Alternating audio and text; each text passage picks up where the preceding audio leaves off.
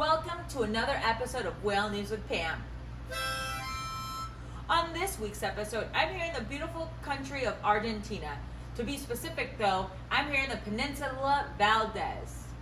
It's not too bad here, just about 60 degrees. So on this week's episode, before we talk about some sad news and how these killer whales on this side of the world hunt and how those techniques can get them in a pickle sometimes, we're also going to talk about a man that has been studying whales here for a very long time. For the sad news today, a couple days ago, Tao the baby orca found in New Zealand didn't make it.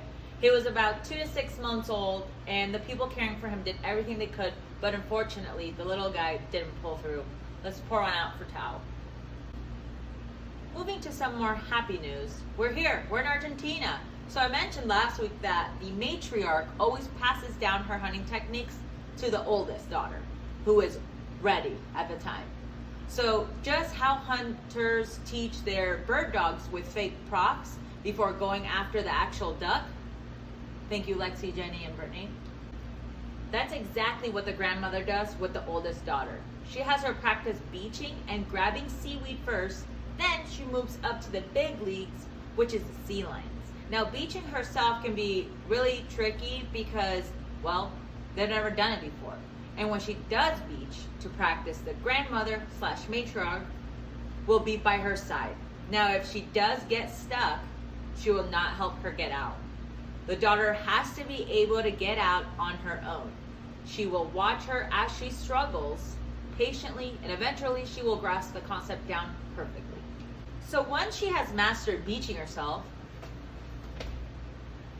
she can move on to the next phase, which is catching seaweed. This may sound silly, but how I mentioned, it's like using a decoy for your bird dog.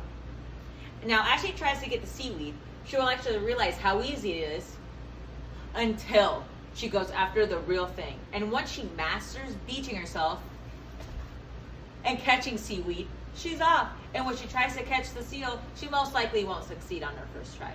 Now that's okay, because she has all day to practice.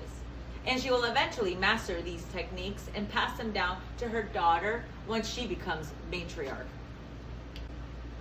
Next thing I want to talk about was this lovely man I would love to meet one day, Roberto Bubas from Argentina. He was a park ranger that fell in love with the orcas and now has been studying them for over 25 years. What a legend! For a whole year, he just saw them swim until the whales got closer and closer when he was just sitting on the shore, until one day he just went in the water. The rest is history. There's a movie actually based on a true story about how he helped a little boy with autism using the orcas. It's called The Lighthouse of the Orcas, and you can watch it on Netflix. He even uses his harmonica to play the music, which is a dream of mine to do. And next week, I'll be in Seattle. So catch me here for more whale news with Pam.